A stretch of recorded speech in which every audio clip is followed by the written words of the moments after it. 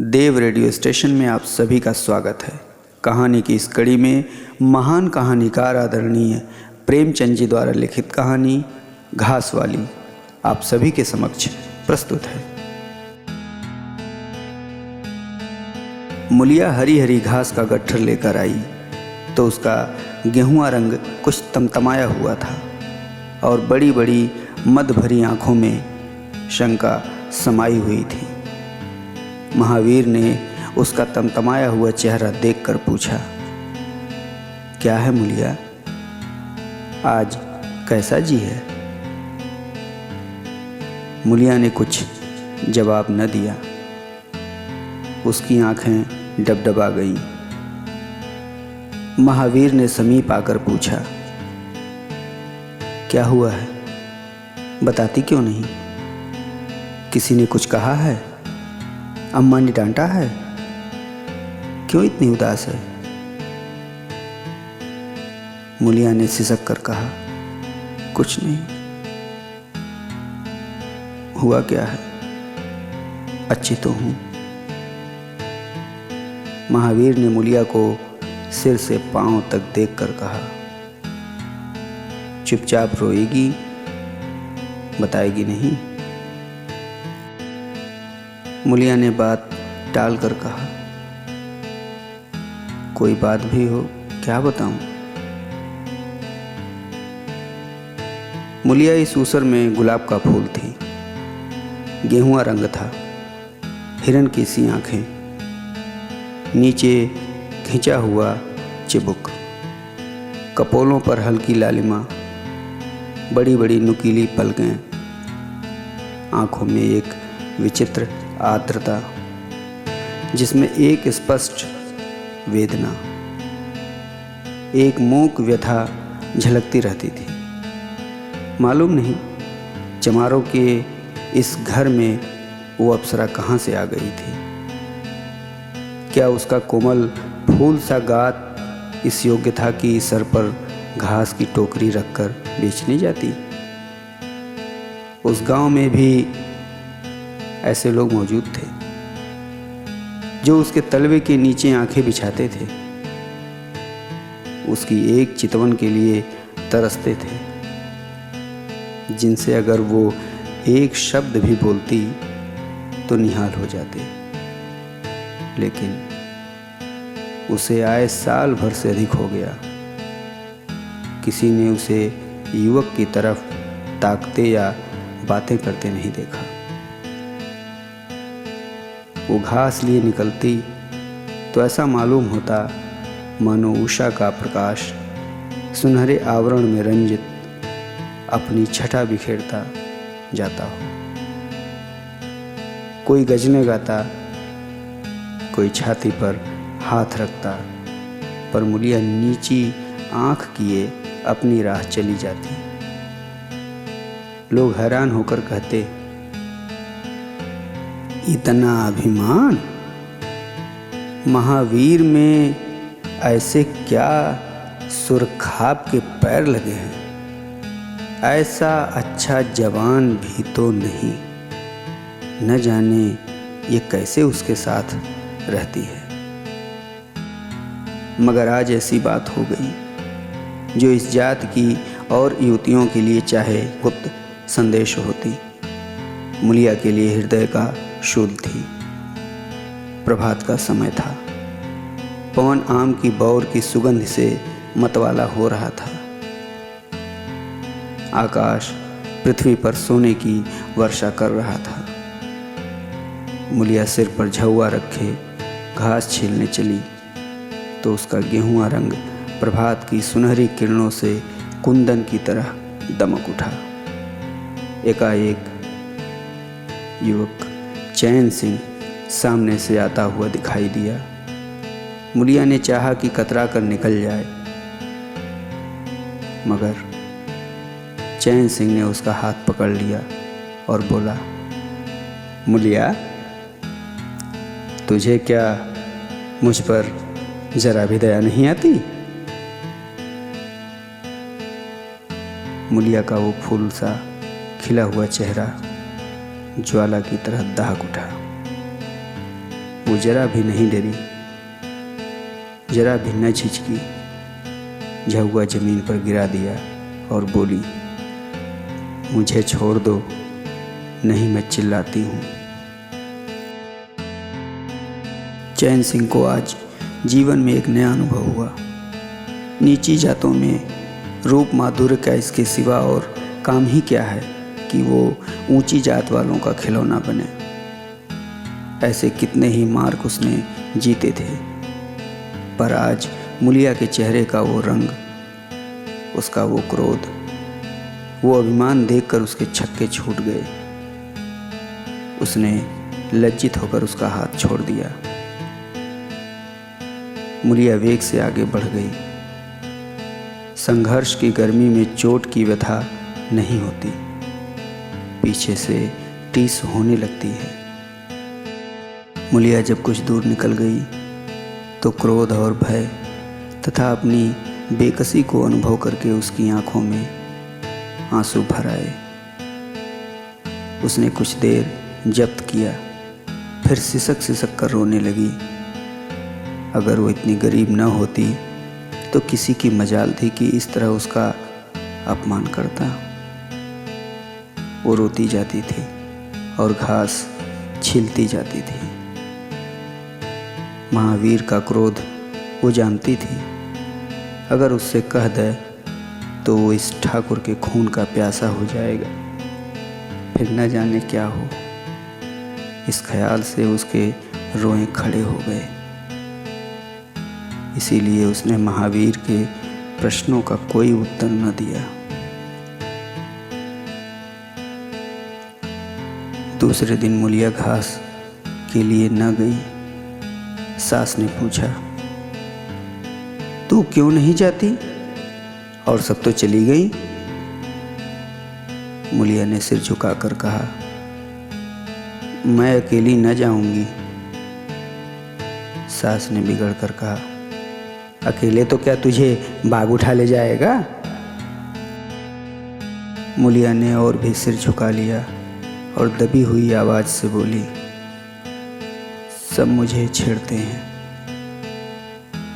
सास ने डांटा, ना तू औरों के साथ जाएगी, ना अकेले जाएगी, तो फिर जाएगी कैसे? ये साफ साफ क्यों नहीं कहती कि मैं न जाऊंगी? तो यहाँ मेरे घर में रानी बन के निभाना होगा। किसी को चाम नहीं प्यारा होता, काम प्यारा होता है। तू बड़ी सुंदर है तो तेरी सुंदरता लेकर चाटूं? उठा झाबा और घास ला। द्वार पर नीम के दरख्त के साए में महावीर खड़ा घोड़े को मल रहा था। उसने मुलिया को रोनी सूरत बनाए जाते देखा, पर कुछ बोल न सका। उसका बस चलता तो मुलिया को कलेजे में बिठा लेता, आंखों में छिपा लेता, लेकिन घोड़े का पेट भरना भी तो जरूरी था। घास मोल लेकर खिलाए तो 12 आने रोज से कम न पड़े। ऐसी मजदूरी ही कौन होती है?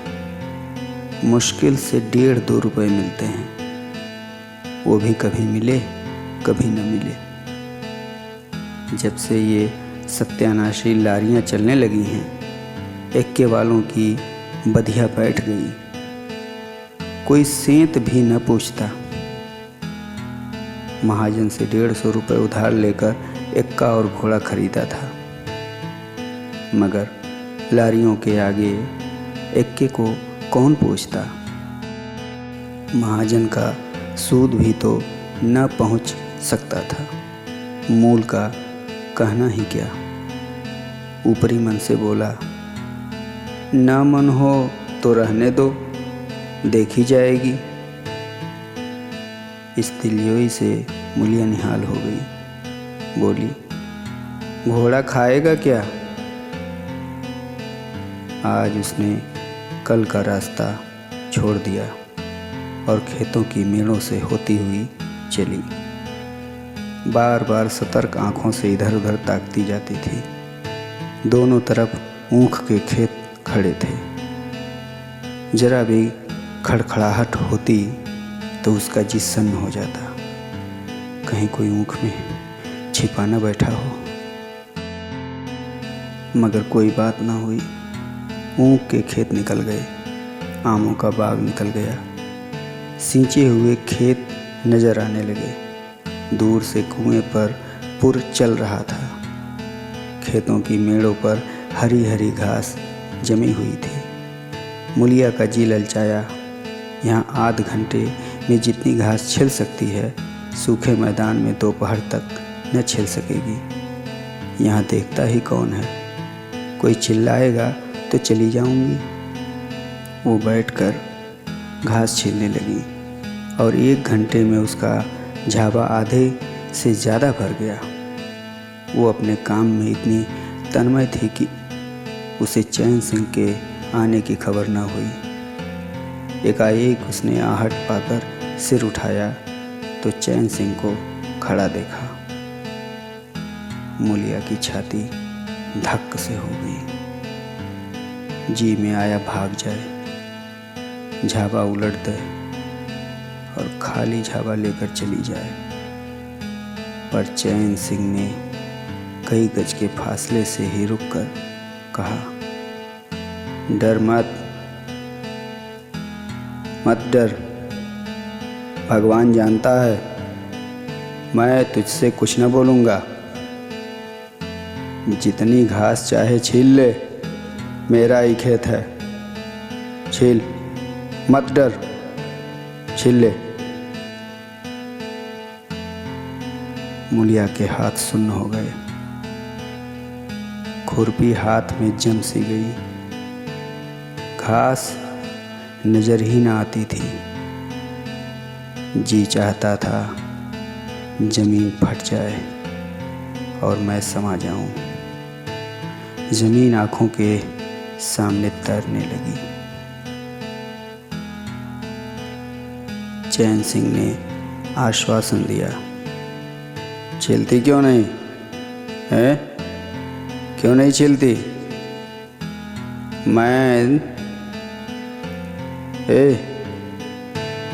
मैं तुमसे कुछ कहता थोड़े ही हूँ, हैं? यहीं रोज चली आया कर, मैं छिल दिया करूँगा, समझे? मैं छिल दिया करूँगा। मूलिया चित्र लिखित सी बैठी रही। चैन सिंह ने एक कदम आगे बढ़ाया और बोला, तू मुझसे इतना डरती क्यों है? हैं? क्यों डरती है? क्या तू समझती है मैं आज भी तुझे सताने आया हूँ? ईश्वर जानता है, कल भी तुझे सताने के लिए मैंने तेरा हाथ नहीं पकड़ा था। तुझे देखकर आप हाथ बढ़ गए। मुझे कुछ सुध ही न रही। तू चली गई तो मैं वहीं बैठकर घंटों रोता रहा। जी में आता था हाथ काट डालूं, कभी जी चाहता था जहर खा लूं। तभी से तुझे ढूंढ रहा हूँ। आज तो इस रास्ते से चली आई। मैं सारा हार छानता हुआ यहाँ आया हूँ।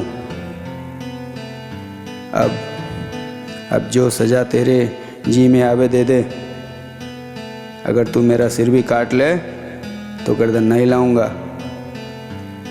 मैं शोहदा था, लुच्चा था, लेकिन जब से तुझे देखा है ना, मेरे मन में सारी खोट मिट गई। सारी खोट मिट गई। अब तो यही जी में आता है कि तेरा कुत्ता होता तो तेरे पीछे पीछे चलता। तेरा घोड़ा होता तब तो तू अपने हाथों से मेरे सामने घास डालती। किसी तरह यह चोला तेरे काम आवे। मेरे मन की ये सबसे बड़ी लालसा है। मेरी जवानी काम ना आवे अगर मैं किसी खोट से ये बातें कर रहा हूँ। बड़ा भाग्यवान था महावीर जो ऐसी देवी उसे मिली। मूलिया चुपचाप सुनती रही, फिर नीचा सिर करके भोलेपन से बोली, तो तुम मुझे क्या करने को कहते हो? चैन सिंह और समीप आकर बोला, बस तेरी दया चाहता हूँ। मूलिया ने सिर उठाकर उसकी ओर देखा। उसकी लज्जा न जाने कहाँ गायब हो गई। चुभते हुए शब्दों में बोली, तुमसे एक बात कहूँ, बुरा तो ना मानोगे? तुम्हारा ब्याह हो गया है या नहीं? चैन सिंह ने दबी जबान से कहा, ब्याह तो हो गया है, लेकिन ब्याह क्या है? खिलवाड़ है, खिलवाड़।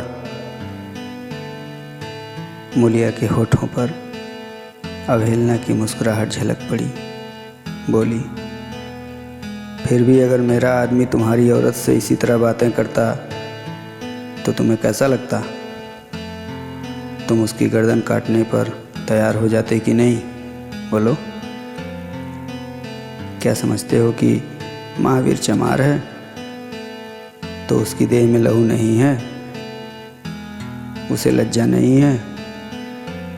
अपनी मर्यादा का विचार नहीं है?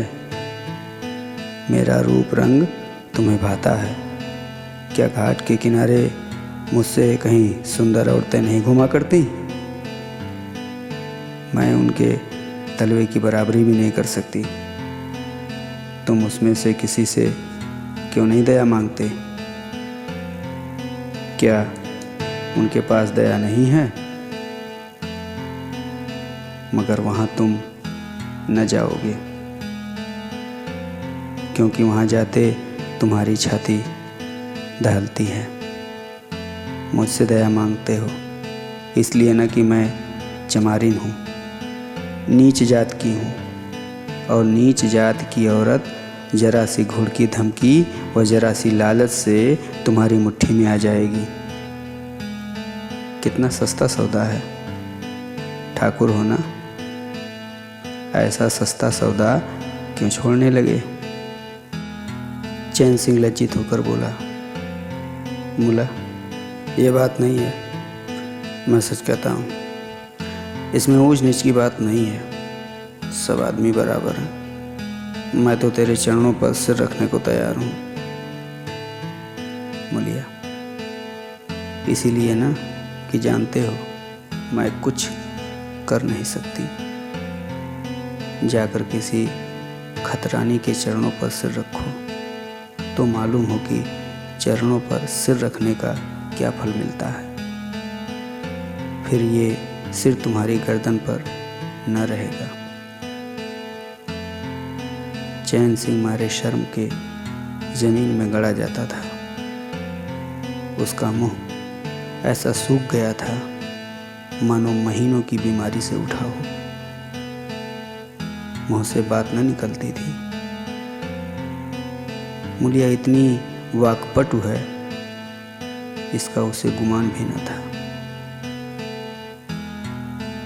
मूलिया फिर बोली, मैं भी रोज बाजार जाती हूँ, बड़े बड़े घरों का हाल जानती हूँ। मुझे किसी बड़े घर का नाम बता दो जिसमें कोई साइस, कोई कोचवान, कोई कहार, कोई पंडा, कोई महाराज न घुसा बैठा हो। ये सब बड़े घरों की लीला है, और वो औरतें जो कुछ करती हैं ठीक करती हैं।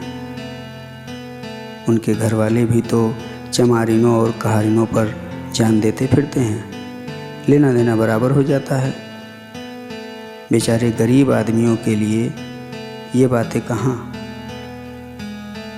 मेरे आदमी के लिए संसार में जो कुछ हूँ मैं हूँ। वो किसी दूसरी मिहरिया की ओर आँख उठाकर भी नहीं देखता। संयोग की बात है कि मैं तनिक सुंदर हूँ, लेकिन मैं काली कलूटी भी होती तब भी वो मुझे इसी तरह रखता। इसका मुझे विश्वास है। मैं चमारिन होकर भी इतनी नीच नहीं हूँ कि विश्वास का गला खोट से दूं। हाँ, वो अपने मन की करने लगे, मेरी छाती पर मूंग दलने लगे, तो मैं भी उसकी छाती पर मूंग दलूंगी। तुम मेरे रूप ही के दीवाने हो ना।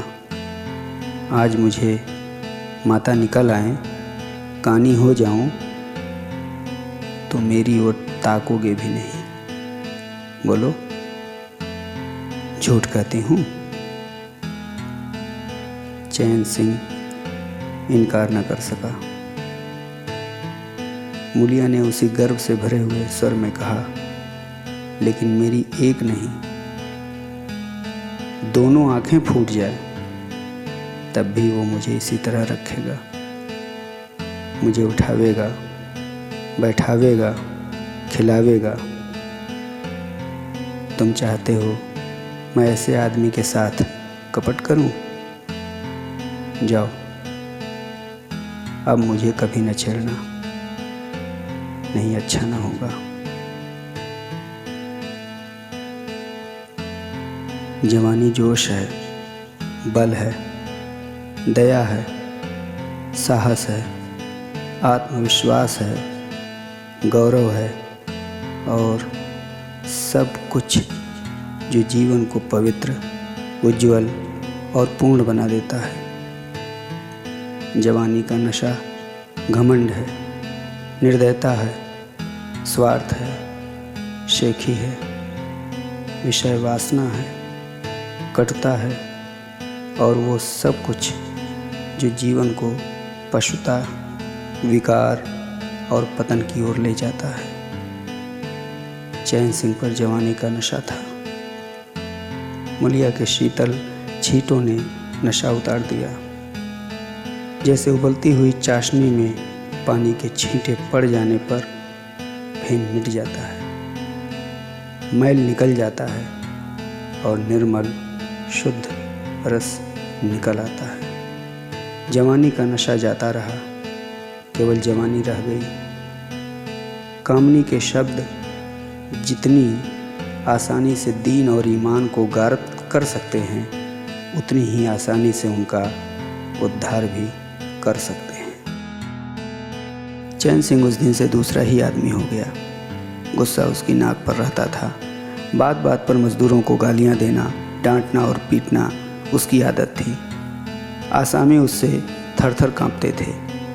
मजदूर उसे आते देखकर अपने काम में चुस्त हो जाते थे, पर ज्यों ही उसने इधर पीठ फेरी और उन्होंने चिलम पीना शुरू किया, सब दिल में उससे जलते थे, उसे गालियां देते थे। मगर उस दिन से चैन सिंह इतना दयालु, इतना गंभीर, इतना सहनशील हो गया कि लोगों को आश्चर्य होता था।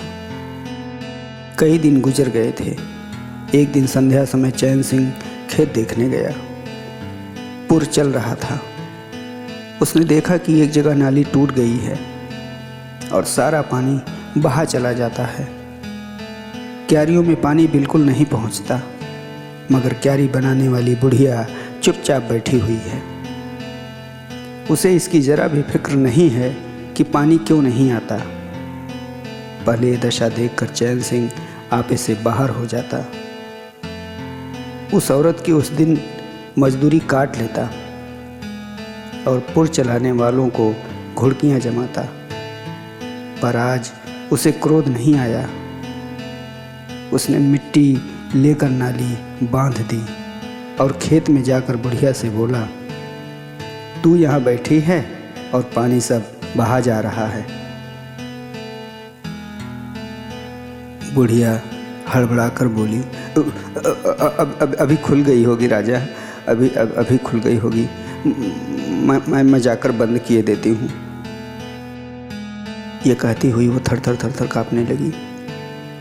चैन सिंह ने उसकी दिलजोई करते हुए कहा, भाग मत, मैंने नाली बंद कर दी। बुढ़ऊ कई दिन से दिखाई नहीं दिए, कहीं काम पर जाते हैं कि नहीं? बुढ़िया गदगद होकर बोली, आजकल तो खाली ही बैठे हैं भैया, कहीं काम नहीं लगता। चैन सिंह ने नम्र भाव से कहा। तो हमारे यहाँ लगा दे, थोड़ा सा सन रखा है, उसे काट दे। ये कहता हुआ वो कुएं की ओर चला गया। यहाँ 4 पुर चल रहे थे, पर इस वक्त 2 हकवे बेर खाने गए थे। चैन सिंह को देखते ही मजूरों के होश उड़ गए। ठाकुर ने पूछा, 2 आदमी कहाँ गए? तो क्या जवाब देंगे? सब के सब डांटे जाएंगे। बेचारे दिन में सहमे जा रहे थे। चैन सिंह ने पूछा, वो दोनों कहाँ चले गए? किसी के मुंह से आवाज़ न निकली। सहसा सामने से दोनों मजूर धोती के एक कोने में बेर भरे आते दिखाई दिए। खुश खुश बात करते चले आ रहे थे।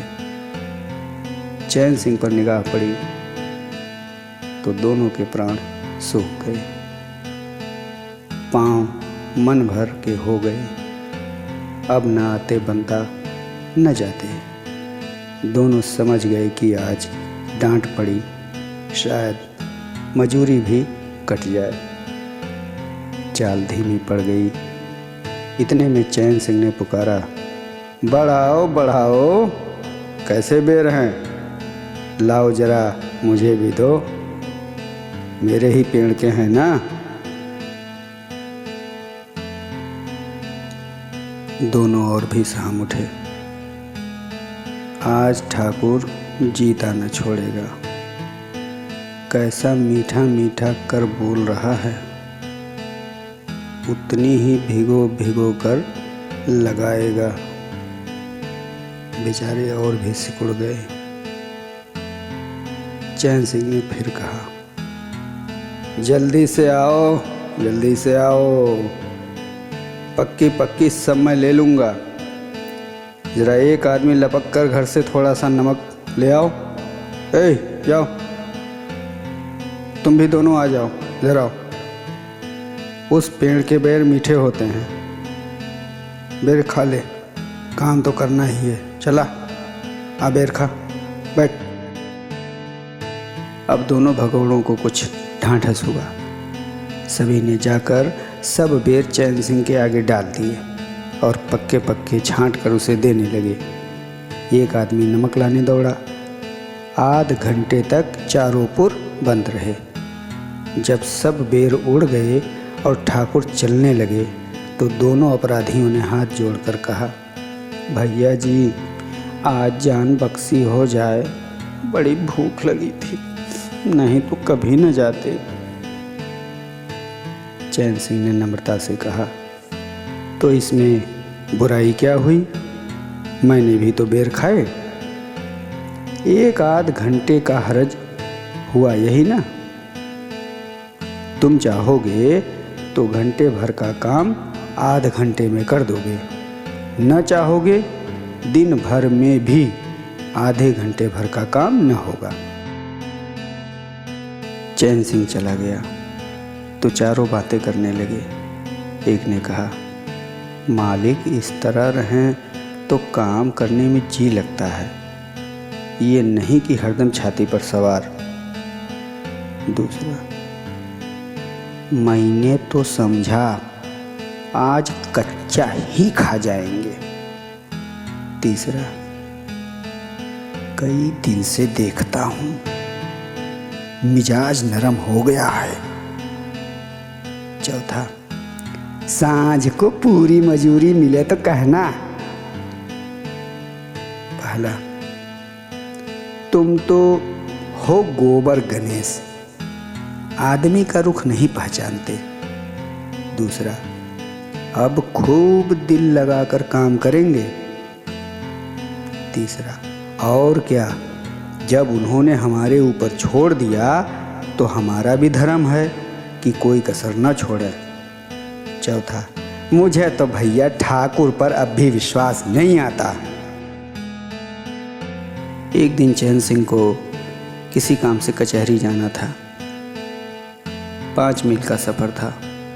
यूँ तो वो बराबर अपने घोड़े पर जाया करता था, पर आज धूप बड़ी तेज हो रही थी। सोचा इक्के पर चला चलूं। महावीर को कहला भेजा मुझे लेते जाना। कोई 9 बजे महावीर ने पुकारा। चैन सिंह तैयार बैठा था। चटपट एक्के पर बैठ गया, मगर घोड़ा इतना दुबला हो रहा था, एक्के की गद्दी इतनी मैली और फटी हुई, सारा सामान इतना रद्दी कि चैन सिंह को उस पर बैठते शर्म आई। पूछा, ये सामान क्यों बिगड़ा हुआ है महावीर? तुम्हारा घोड़ा तो इतना दुबला कभी न था। क्या आजकल सवारियां कम हैं क्या? महावीर ने कहा, नहीं मालिक, सवारियां काहे नहीं हैं, मगर लारियों के सामने एक्के को कौन पूछता है। कहाँ 2, 2.5, 3 की मजूरी करके घर लौटता था, कहाँ 20 आने पैसे भी नहीं मिलते।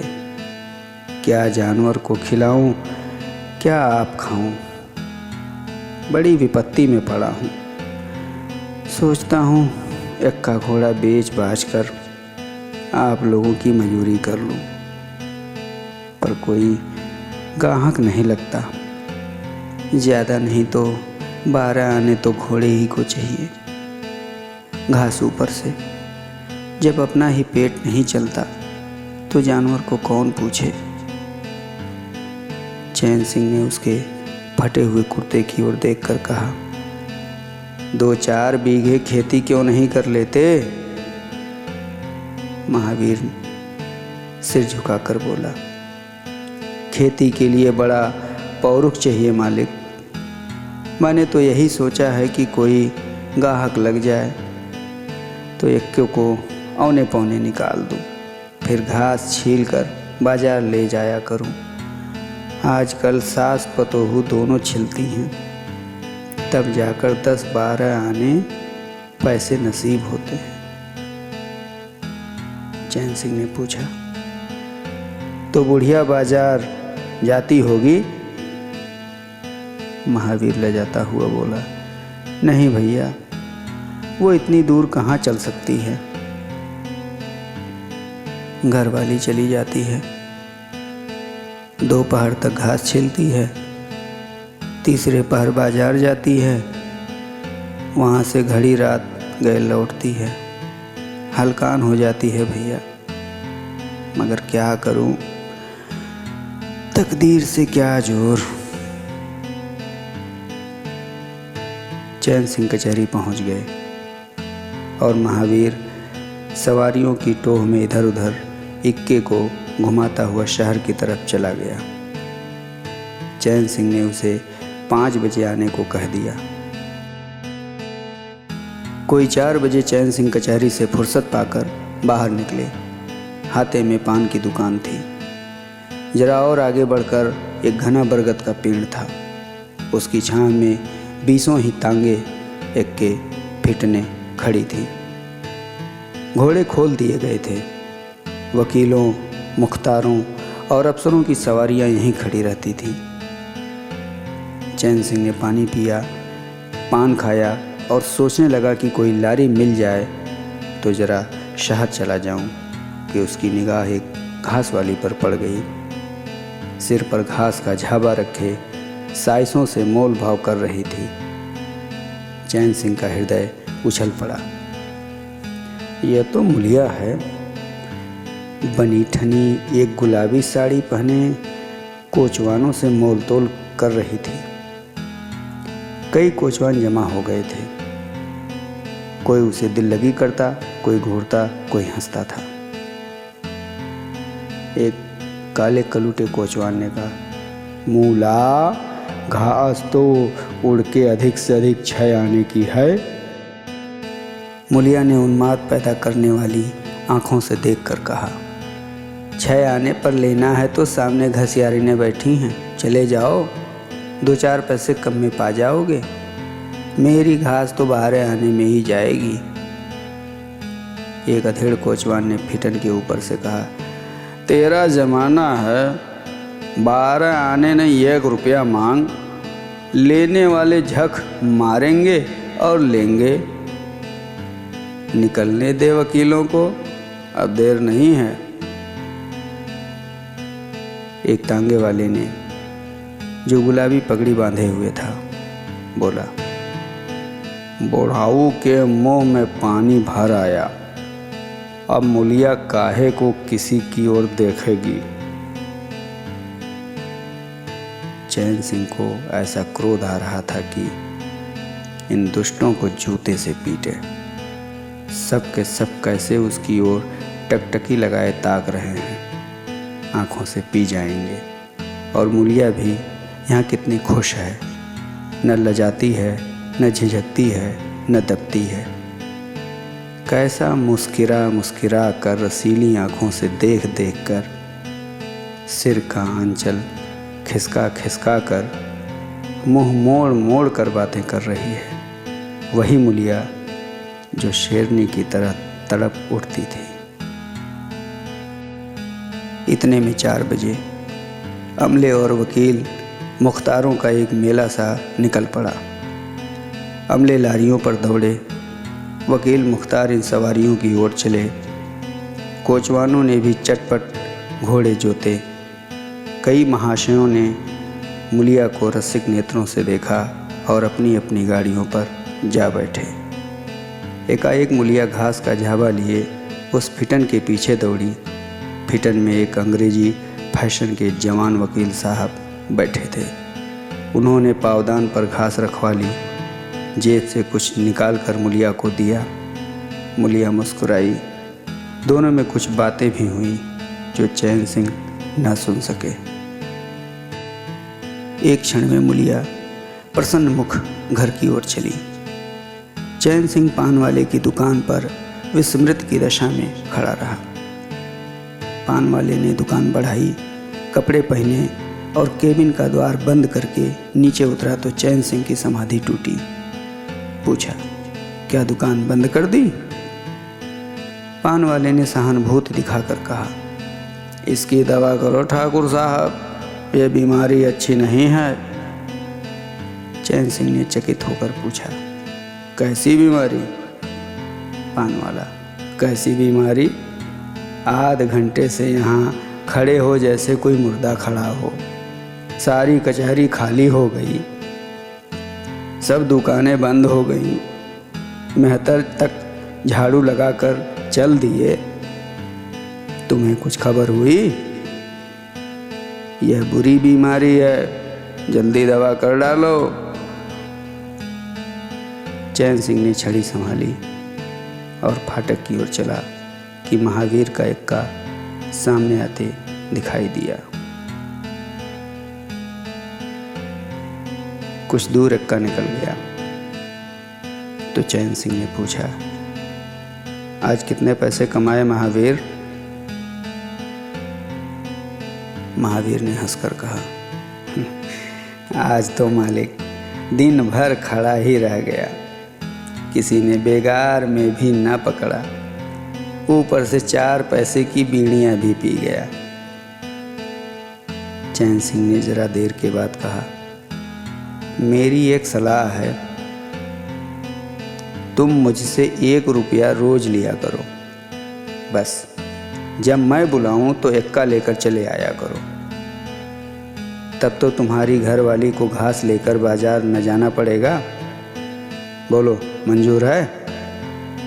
महावीर ने सजल आंखों से देखकर कहा, मालिक आप ही का तो खाता हूँ, आपकी प्रजा हूँ, जब मर्जी हो पकड़ मंगवाइए, आपसे रुपए।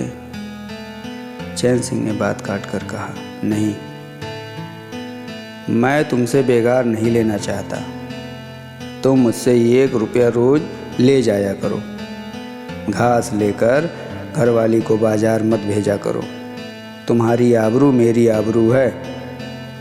और भी रुपए पैसे का जब काम लगे बेखटके चले आया करो। हाँ देखो, मूलिया से इस बात की भूल कर भी चर्चा न करना, क्या फ़ायदा। कई दिनों के बाद संध्या समय मूलिया चैन सिंह से मिली।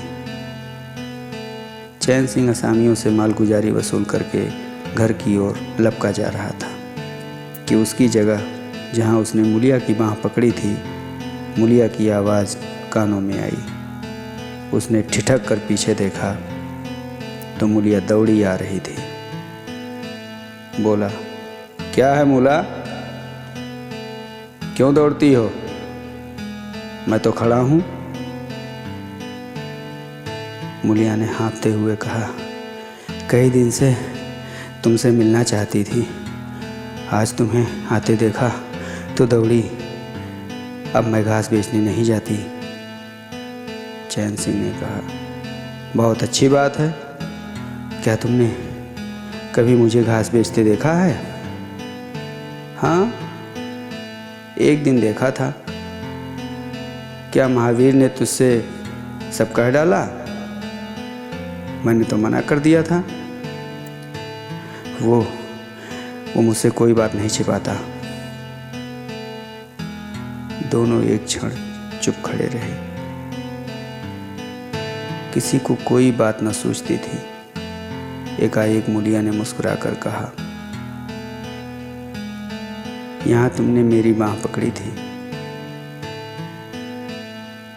चैन सिंह ने लज्जित होकर कहा, उसको भूल जाओ मूला। मुझ पर जाने कौन सा भूत सवार था। मूलिया गदगद कंठ से बोली, उसे क्यों भूल जाऊं? उसी बाँ गहे की लाज तो निभा रहे हो। गरीबी आदमी से जो चाहे करवाए, तुमने मुझे बचा लिया। फिर दोनों चुप हो गए। जरा देर के बाद मूलिया ने फिर कहा, तुमने समझा होगा मैं हंसने बोलने में मगन हो रही थी। चैन सिंह ने बलपूर्वक कहा, नहीं मूलिया, मैंने एक क्षण के लिए भी नहीं समझा। मूलिया मुस्कुराकर बोली,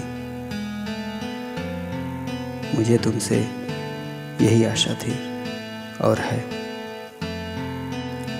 पवन सींचे हुए खेतों में विश्राम करने जा रहा था। सूर्य निशा की गोद में विश्राम करने जा रहा था और उस मलिन प्रकाश में चैन सिंह मूलिया की विलीन होती हुई रेखा को खड़ा देख रहा था। कहानी की इस कड़ी में आप सुन रहे थे आदरणीय प्रेमचंद जी द्वारा लिखित कहानी घास वाली। अगली कड़ी में एक नई कहानी के साथ फिर मिलूंगा। तब तक के लिए देवव्रत का प्रणाम।